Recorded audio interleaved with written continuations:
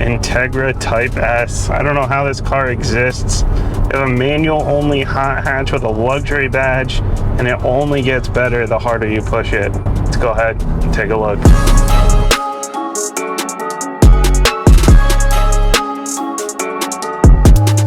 So I had some expectations going into this that it would be a little bit watered down. I feel like the Integra is kind of a watered down version of the SI. It's softer, it's just easier to live with, and you sacrifice a little bit in the corners.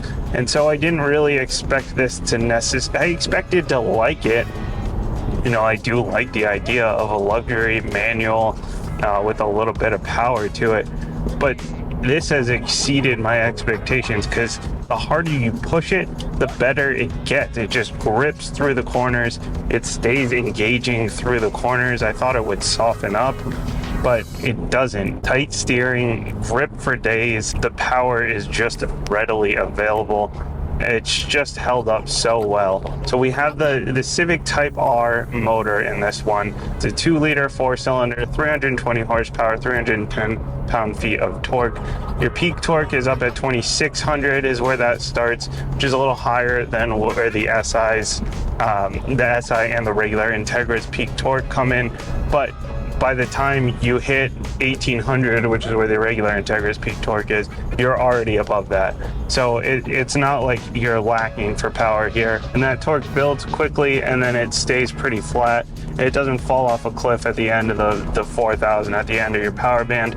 And so it really, through your tach, you have great power available. I know anything less than 9,000 and the Honda fanboys start getting mad, but it's got a 7,000 red line. I think that's pretty solid, especially for something that's a street car, for something that has enough power that you're not going to be trying to rev it out to the moon. And that power only goes through the front wheels as a front wheel drive only, but it does have a limited slip differential, and it does a great job of pulling you through corners. You can just feel it grip. We're also lower and wider than the regular Integra. We're about 4 inches off the ground instead of 5.1, which you got to watch out for scraping there a little bit. 3.5 inch wider track in the front, 1.9 inch wider track in the back, and wider tires. And we're on Michelin Pilot Sport 4S Summers instead of the Continental All Seasons that are on the regular Integra. So this thing, it's so confident, and it's got just enough body roll that it doesn't feel sterile, but not so much that you lose confidence in it. It just feels really good. It feels like the limits are definitely beyond what you can do on the street. And Acura has said that, you know, this car was designed with the street in mind. The other thing we have is nice short gearing, nice tight short throws as well. It doesn't have quite that same mechanical feel as some of the older Hondas and stuff, and even like I feel like the Civic SI felt a little tighter and a little bit more mechanical. But then again, I'm coming out of a Challenger where everything was like muscle. You know, you need a muscle to shove the Tremec gear shift into gear. You need muscle for the clutch, and the inputs were a lot stronger on that thing. This thing is just much easier to drive in general, but it is still a tight gearbox. It still feels good to shift. And with that gearing being short, you do get to rev it out a little bit.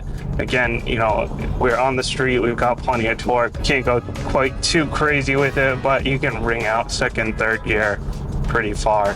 And then the downside of that, though, is that it doesn't get longer as you go up into the higher gear. So once you get into 6th gear, if you're cruising on the highway like 70 miles an hour, you're gonna be sitting around 2,500 RPM. So the thing can just move. It can get out of its way just fine. Anybody that was complaining that the Integra didn't have enough power, I think it did. I think it's fun to have something with a little lower power. You can ring out a little more, but this thing can pull, and the power is not an issue here, especially since they kept the weight down. This thing is only just over 3,200 pounds, which for a luxury car is pretty light. And it's only about 30 pounds heavier than the Civic Type R. It's so easy to stay engaged when you start pushing it harder. Now, the other thing that'll happen when you pop it into Sport Plus mode is the exhaust will open up, because it has the active exhaust, that triple exhaust back there.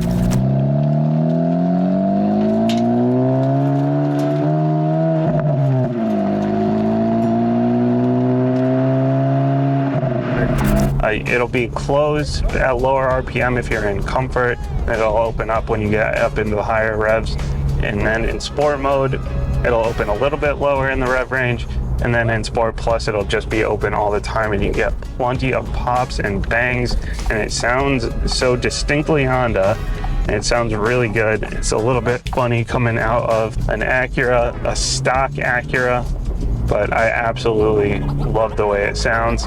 Now, of course, with an Acura badge, it still has to be easy to live with, and it certainly is. The ride quality is not quite as comfortable, quite as soft as that regular Integra, even in comfort mode. It's on the stiffer side, definitely, especially for something that's considered a luxury. It's not like you're gonna have back problems at the end of the day. But it is definitely on the stiff side, even in that comfort mode. And the clutch is super light, which I prefer a heavier clutch, but as something that isn't supposed to be daily driven, is supposed to be sort of this comfort luxury level car, it's just an easy, forgiving clutch. I just wish it had a little bit more weight to it. And the throttle inputs are great. They're so immediate. It's almost, they're definitely assisted. I mean, you can tell the clutch is light, the throttle pedal is light.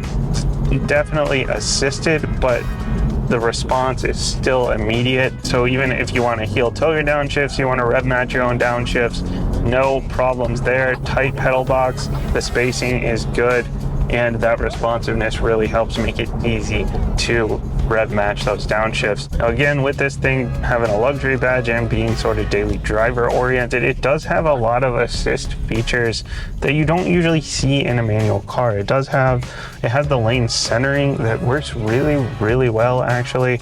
Especially on the highway, it'll keep you right in the middle of your lane. It has adaptive cruise control, another thing that you don't often get when you're in a manual car. It does give a little bit more gap than I would have liked, even on the lowest settings.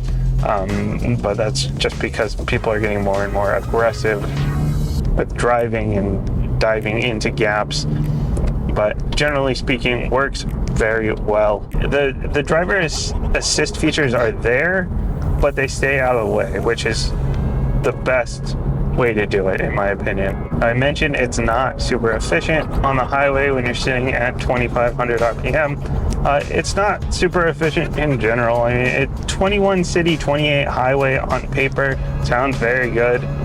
So maybe it's just me, maybe it's because I just have a problem not pushing this car because it's so fun to ring it out, to leave it in Sport Plus mode all the time and listen to the pops and bangs. I've only been getting about 20 miles per gallon, so that hasn't been the most efficient, but I know that you can get more. If you leave it in comfort mode, if you drive a little less aggressively, then I'm sure that you can get a little bit more out of it, but it's a trade-off and it's worth it for the fun. I'm having a blast just ringing this thing out and listening to it pop and bang. Visibility all around here is pretty good. We do have a hatchback, but since it isn't like a true hatchback, it's more of a liftback design. You don't get all the benefits of the flat window in the back with that great visibility. So you do have more sedan-like visibility in the back, which is fine. You know, it works. So overall driving experience is just so good. It just does everything.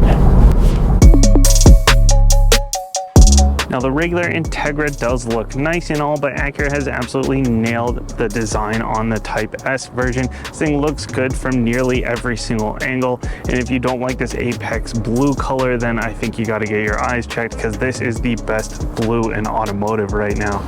Underneath the hood here, we're looking at the same K20C motor that you will find in the Honda Civic Type R. This is a 2-liter 4-cylinder with a turbocharger, and this thing makes 320 horsepower and 310 pound-feet of torque. That's the same torque as you'll find in that Type R, but about 5 more horsepower, and about 120 horsepower, about 120 pound-feet of torque more than the standard Integra.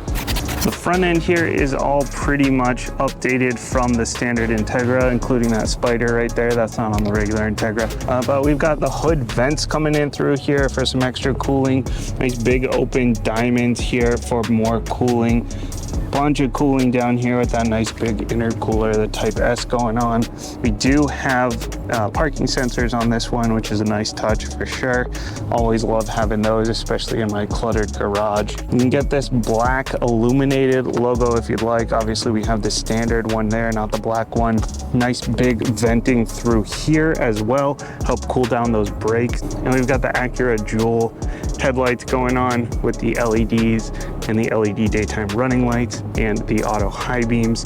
Really good visibility at night, no issues there. I wish they were adaptive, but when you're starting to add cost, I understand trying to keep the cost down, but still very good visibility at night. Love that they put Acura down in here and Integra just kind of embossed into there. Looks really nice overall.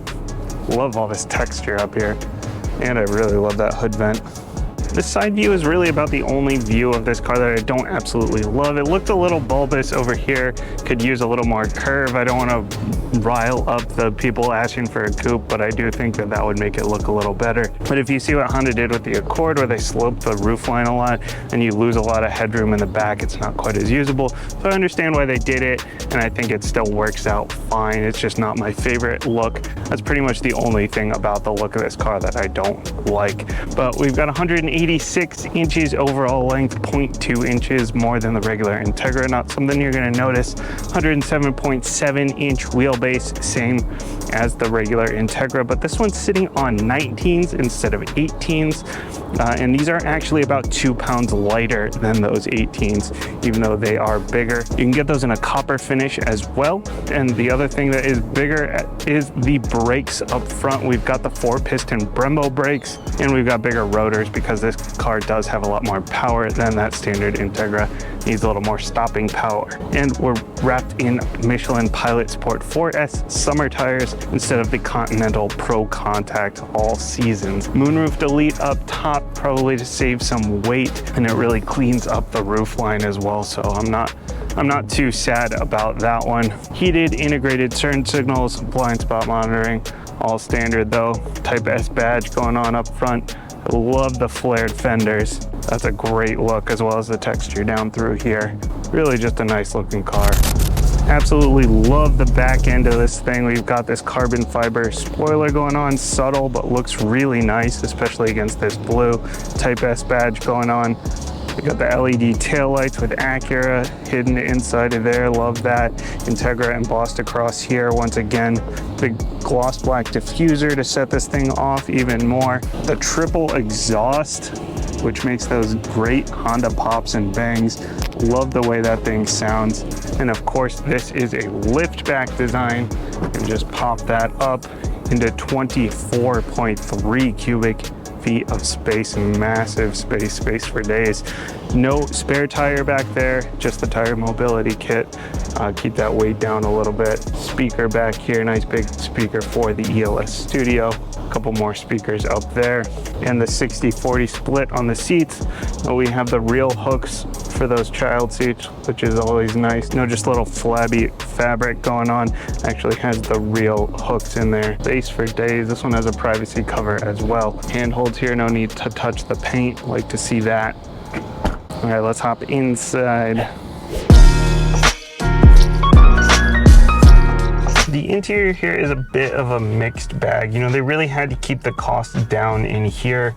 If they wanted to put more money towards performance and they wanted to keep this thing around $50,000, because at $50,000, this is a great car, but if you start making the interior super nice, super premium, start pushing $60,000, $70,000, this car becomes a lot tougher to justify, especially when this is the entry point into Acura with the Integra. Hard plastics around a little bit. Well, they're a little bit soft, I guess, a little bit soft plastics, but we do have the leather as well to sort of mix things up. You can get this in red, black, or white.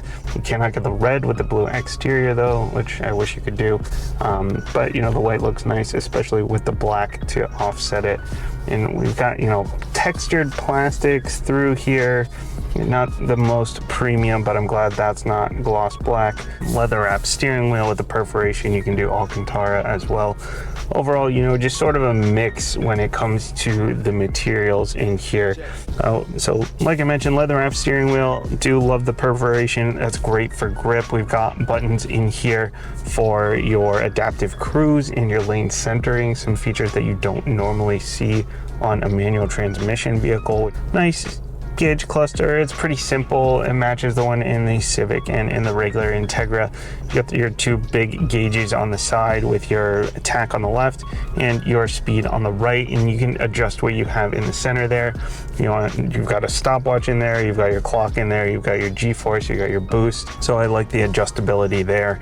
And then when you pop it into Sport Plus mode, actually you get the yellow needles, which is sort of a throwback to the DC2 Integra Type R. That's a kind of a cool little touch there. But overall, I wish they had either analog gauges or something a little bit more modern. Not the most modern gauge cluster, but it gets the job done. And up above, we've got the heads-up display with your current speed, the speed limit or other traffic signs, since this does have the traffic sign recognition. Very clear heads-up display. You can adjust the brightness, adjust the position. I've not had any issues with that. You know, sometimes with a heads-up display, certain backgrounds make it tough to see. This one is pretty much clear all the time. Infotainment here a little bit tacked on, same as in the Civic and the Integra. So I'm not going to dig into this too much, but it's nice, it's quick. It's got wireless Android Auto, wireless Apple CarPlay. Android Auto does take a minute to boot up though, that wireless Android Auto, but it works well once it is connected. And your individual settings here as well, your engine, your steering, your suspension, your gauge cluster display for when you pop it into that individual mode. And if you want to turn this thing off completely, I love that they have an option there. Nice and easy, just hit the display mode button, shut that off. Generally speaking, works fine. No big issues there. I'm glad that volume is a nice big knob. The HVAC system in this actually works really surprisingly well. It's been really hot here. The AC blows really cold and it's just ready right away, even when it's really hot out, which is an underrated feature. Nice and easy to adjust these. I love the little knobs here. I wish this went all the way across like it does in the Civic. Electronic parking brake is what it is, not my favorite, but your gearbox here, nice tight manual transmission. Reverse all the way over to the right and down. That will log out when you are driving though. I can only get there because I am stopped. This has the leather wrap on it, and you can option a titanium shift knob if you'd like. Another throwback to that DC2 Integra Type R. But I will say that this shift knob has gotten really hot the past couple of days, and I've been like burning my hand on it. Even with the leather wrap, you know, I still like touch the top every once in a while. If the whole thing was titanium, I'd be burning my hand all the time.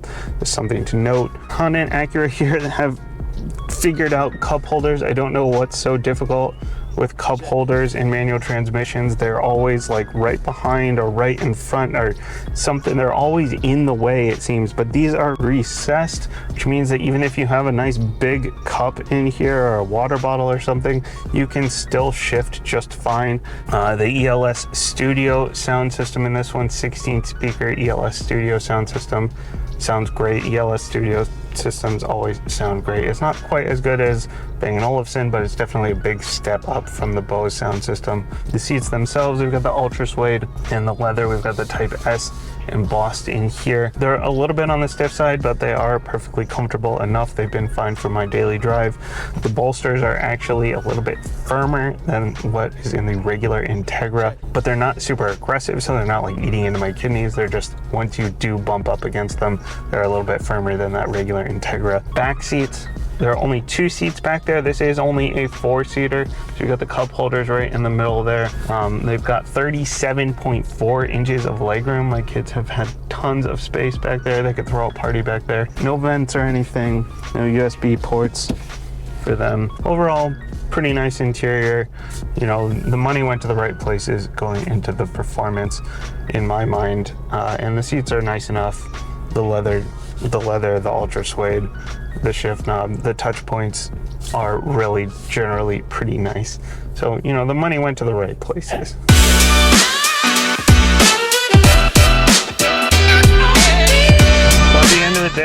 you know, you don't get those super luxury features.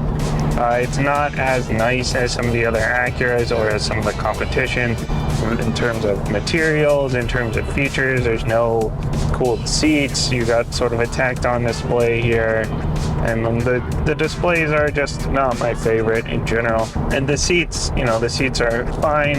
The ride quality is a little bit on the stiff side. There are some sacrifices being made here to keep the costs down, but it's just so good at everything else. You got space for days, massive back seats if you have kids that you need to haul around. If you have clients you need to haul around, there's plenty of space back there. Generally speaking, it's got nice features. It's just easy to live with. It's easy to drive. But then once you want to push it, you want to throw it hard through corners, you want to stomp on the gas a little bit, you want to just listen to great exhaust sound, it just opens up as soon as you start to push it. And so it just is just all around just a great car. I'm so glad this thing exists. It is much better than I expected it to be in pretty much every way. That's all I got for this week. Thank you to everyone for watching. As always, hit all the YouTube buttons, please. Those help me out. The like, the share, all that. And if this video does well, maybe I can bring you a Civic Type R video. I will be in that car either way in a couple of weeks, hopefully. But I don't know if I'll be able to bring you a video. So make sure this one does well so that I can get into that, get into other cars in general and continue to bring you these cars, continue to feed my obsession with driving as many different cars as I can. Thanks as always. Thanks for watching, and hopefully I will see you next time.